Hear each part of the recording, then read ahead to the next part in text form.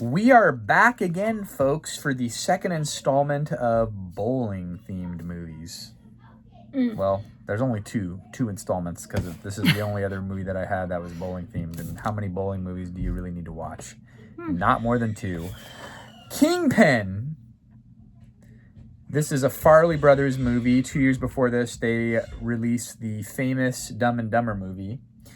This movie came out in 1996. Interestingly enough, that's 2 years before The Big Lebowski. But The Big Lebowski, the idea for that had been like a long time coming. The Coen brothers had been working on it.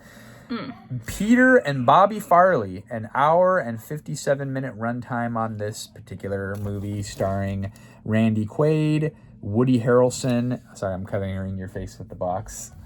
And this girl, Vanessa Angel. She's European. Okay.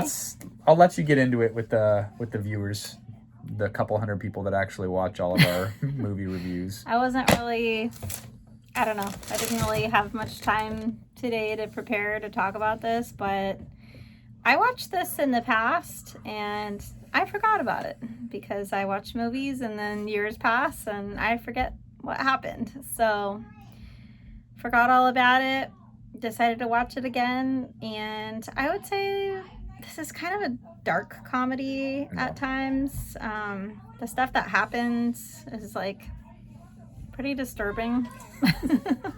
I don't want to give it away. It's fine. It's 30 years old. Woody Harrelson gets his hand chopped off on a ball return and he has a hook hand, and that's the whole start Bill of the movie. Murray is a bully to him. He is the ultimate. Bill Murray is the ultimate movie villain in this movie. Bill Murray is the Bill Murray? I'm so upset I can't even say it.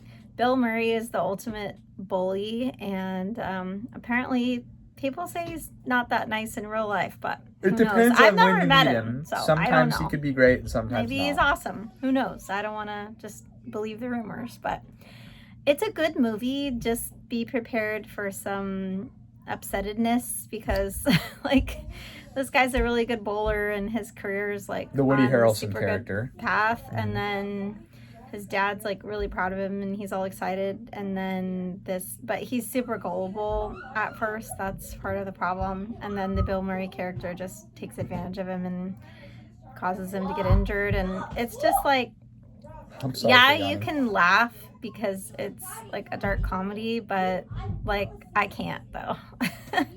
Really, because like if you're a sensitive person, like all you can think about is like, oh my gosh, this like sucks that his bowling career is ruined, you know, like it's not. And then you kind of see the it's progression not from funny. him in the late 70s as this up and coming bowling icon to like him losing his hand, and then he has this whole demise. But it's really a story about getting back what has been lost.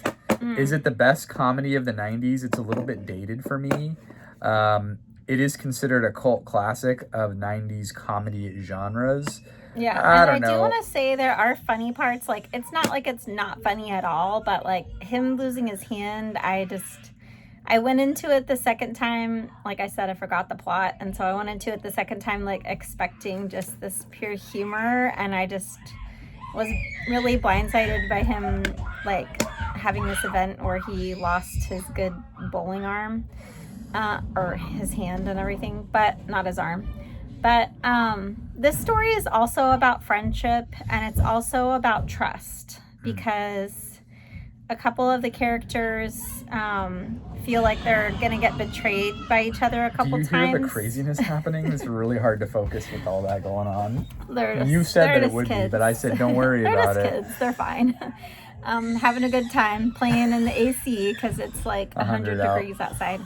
So anyways, there's a couple of times where the Woody Harrelson guy, he meets this Amish guy who's a really good bowler, and he thinks that he's going to be able to coach him into winning this $1 million for this tournament. And then along the way they meet this other gal who has like this abusive husband, and she comes along with them, and she's kind of part of the brains of the whole operation. But then like at one point he thinks the lady is going to leave them and like betray them and stuff, and then he's planning on like leaving her before she betrays the group. And it's just a story about like friendship and like trusting other people and seeing that like not everyone is like against you. Like sometimes people just truly love you and are not trying to do you wrong, which is a good thing for people to learn. So anyways, go on with more facts. That's my takeaway.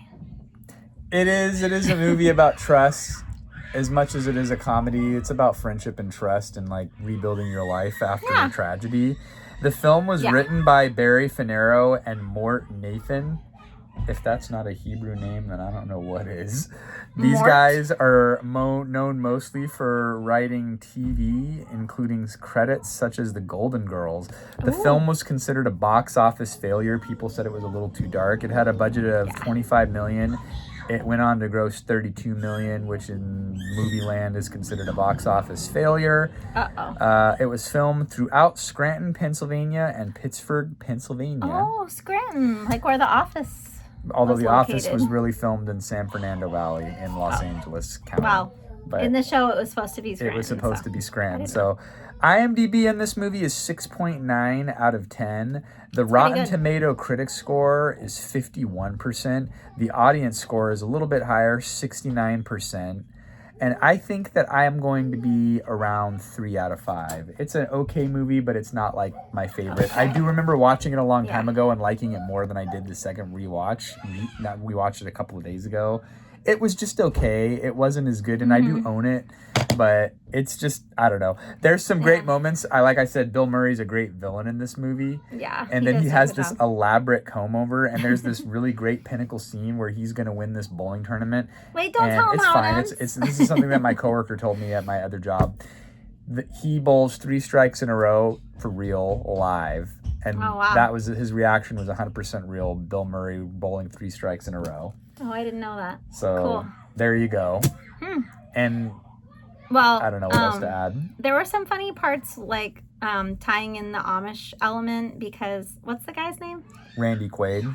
That plays cousin Eddie. What's his name in the movie? I don't know. His name is whatever his name was, but does it say on that? I can't even while he's looking. But anyways, so how he meets the Amish guy is like he's at the bowling alley and then this Amish guy comes in, he's super tall. Ishmael, okay. And then the Woody Harrelson character plays Roy Munson. And he's like, I'm a bowling coach and I could help you be successful and stuff. But then his family is really against bowling because they're Amish. They think of it as like as bad as like they also don't believe in like playing cards or gambling, like anything fun basically.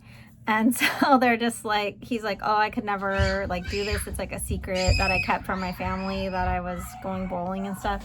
So anyways, they do tie in like a lot of funny parts because he doesn't know anything about like real life and the Roy Munson character. The Roy character doesn't know anything about being a Christian, and then like his friend character like doesn't know anything about the real world. So they kind of teach each other like valuable things, like the bowling coach guy, he teaches his new Amish friend like how to survive and like how to do real life stuff. And then what's that one line that we always quote to each other? What does the Bible say about not forgiving? And then the Woody Harrelson guy knows nothing about the scriptures, and he's like, it's against it. It's against it. So whoa. So that's the review, folks. That door was locked, and we got crying kids. This guy got in. So on that note, I think I'm 3.5 out of 5. You know what? Bye. I wrote 3.5 out of 5 out on the notes, but then for whatever reason I decided to just go 3 out of 5. But we're in the ballpark. We got chaos. Until next time, we'll see you later. Bye.